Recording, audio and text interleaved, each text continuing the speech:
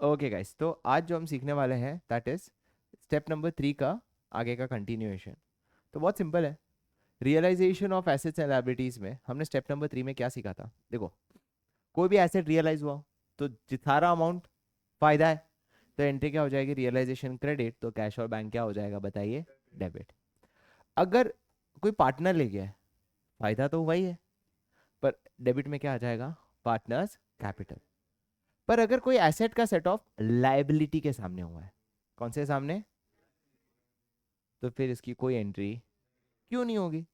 क्योंकि एक तरफ है फायदा, एक तरफ है नुकसान, तो दोनों में रियलाइजेशन आएगा ना। क्योंकि मैं तो लायबिलिटी भी भूल गया था, मैं तो लायबिलिटी को देना है तो रियलाइजेशन डेबिट, एसेट्स को मिला तो रियलाइजेशन। तो कोई भी एसेट का सेट ऑफ लायबिलिटी के सामने होता है तो रियलाइजेशन क्या हो जाता है guys? Come on, no entry. Is that clear guys? अब हम करेंगे इस चैप्टर का the most important part which is the payment of expenses. ये काफ़ी बार पूछा जाता है तुम्हारे में। एक्सपेंसेस, वो जो 4 एडजस्टमेंट्स आएंगे उसमें से एक एडजस्टमेंट एक्सपेंसेस का पूछा ही जाता है। तो मैंने एक फुल फ्लेज बना दिया एक्सपेंसेस का, जो अभी हम प्रैक्टिस करने वाले हैं। क्लियर? अब एक चीज़ ध्यान से सुनना।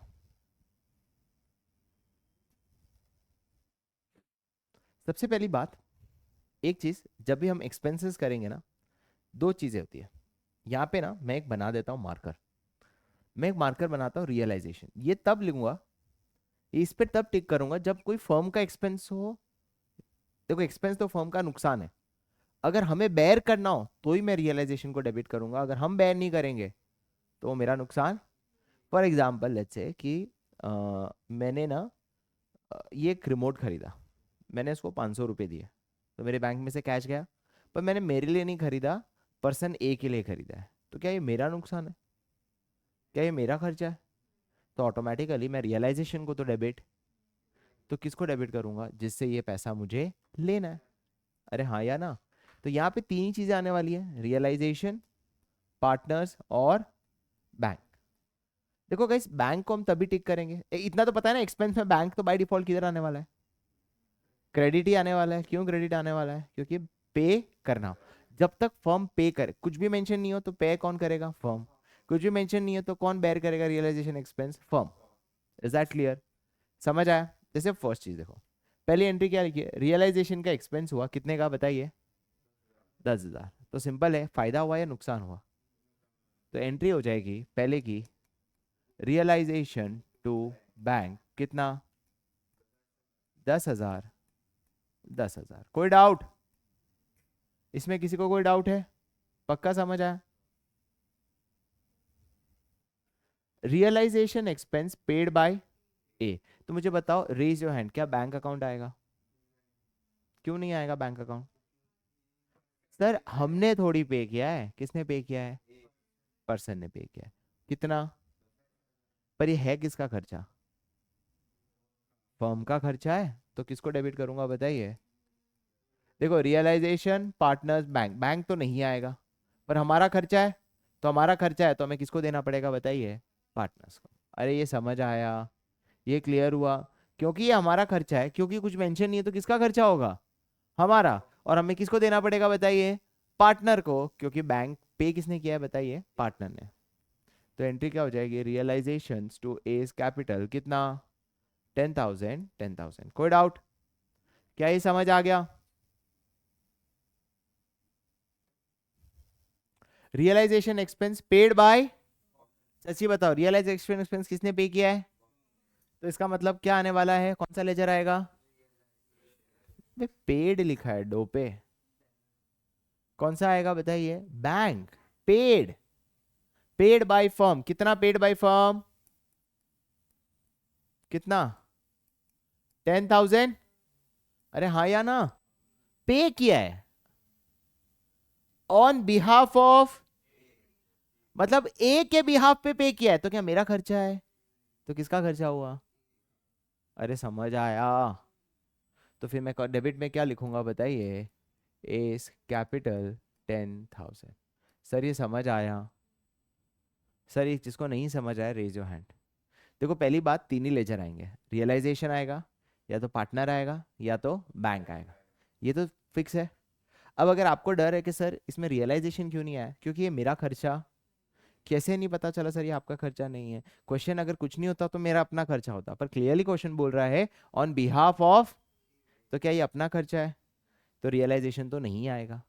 पे हमने किया है तो टू बैंक, और डेबिट में क्या आ जाएगा? S capital. कोई डाउट? सबको समझ आया? आगे, realisation expense incurred by is how much? Firm will bear only, firm will bear only. ये थोड़ा कठिन है, पर मुझे इसमें एक चीज पता चली है कि फर्म का खर्चा कितना है, 6,000। तो इतना मुझे पता है कि मुझे रियलाइजेशन में कितना डेबिट करना है, 6,000। इसमें कोई डाउट? पक्का? मैंने डेबिट कर दिया रियलाइजेशन 6,000, मुझे अभी तक तो इतना ही समझ आया। कोई डाउट? ओके। अब मैं देखता हूं क्या हमने पे किया या ए ने पे किया। सर कैसे पता चला ए ने? Realisation expense incurred by A, incurred by A, incurred by A मतलब ए ने पे किया है, हमारा हमने पे नहीं किया। किसने पे किया? Firm will bear only. इसका मतलब ए ने इंकर किया है तो फर्म को किसको देना पड़ेगा? तो ए को क्या 10,000 देना पड़ेगा या 6,000 देना पड़ेगा? क्यों 6,000 देना पड़ेगा? हम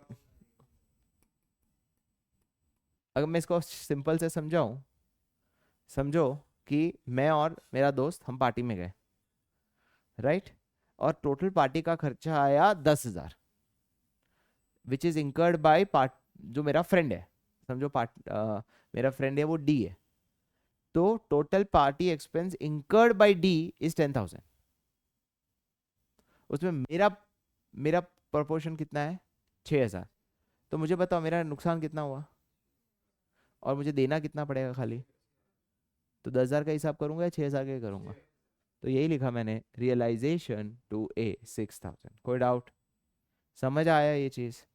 right, next, realisation expense paid by firm, कौन सा लेजर आएगा जल्दी बताओ? To cash. क्लियर हुआ?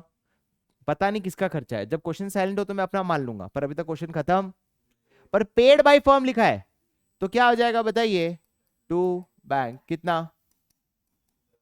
कोई डाउट है यहां तक? समझ आया?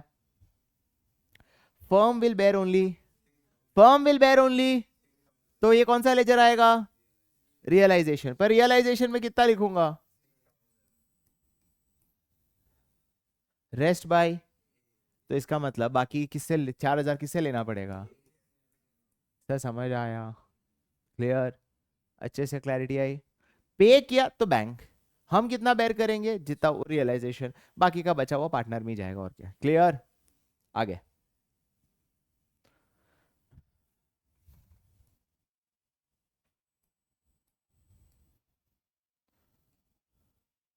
a partner paid a remuneration of how much? A partner was paid, a partner was paid a remuneration of, पे किया है, पे किया है, पे किया है, तो फिर मतलब कौन सा लेजर आएगा?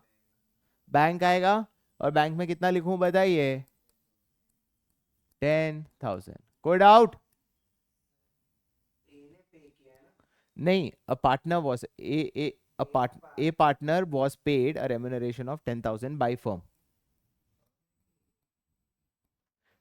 पार्टनर ए को 10,000 रुपए रेम्यूनरेशन दिया है, किसने दिया है? फर्म ने।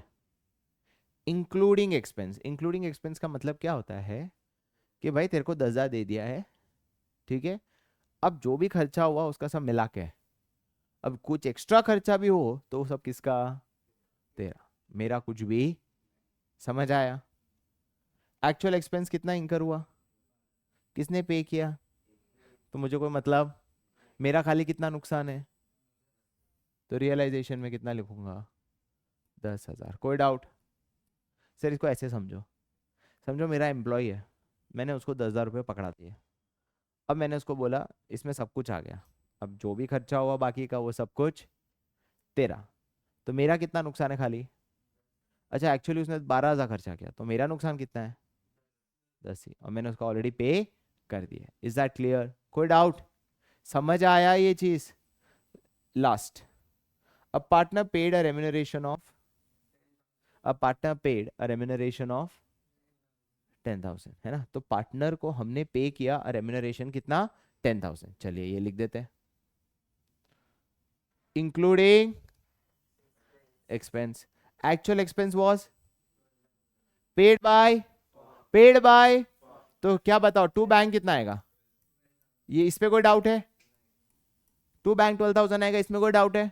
पक्का? अब मुझे खाली इतना बताओ मेरा नुकसान कितना है, पढ़ के बताओ फिर से। 10,000। क्यों? क्योंकि क्या लिखा है, रेम्यूनरेशन को कितना देना है, 10,000 इंक्लूडिंग, तो मेरा नुकसान कितना है खाली, तो बाकी 2,000 किससे लूं? समझ आया? सर पहले वाले में बैंक क्यों नहीं आया? क्योंकि पेड बाय। सर समझ आया? क्लियर? क्लियर? सर इसे हमारा कौन सा वाला कंप्लीट हो जाता है guys, come on, the complete realisations expense. इससे बाहर कोई एक्सपेंसेस नहीं आएंगे एग्जाम में। तो ये आपने एक समझ लिया, तो आपके जो 3-4 मार्क में जो एक एडजस्टमेंट एक्सपेंस का आता है वो खत्म हो जाता है। अब हम बाकी की चीजें करने वाले हैं, दैट इज इलस्ट्रेशन नंबर 5।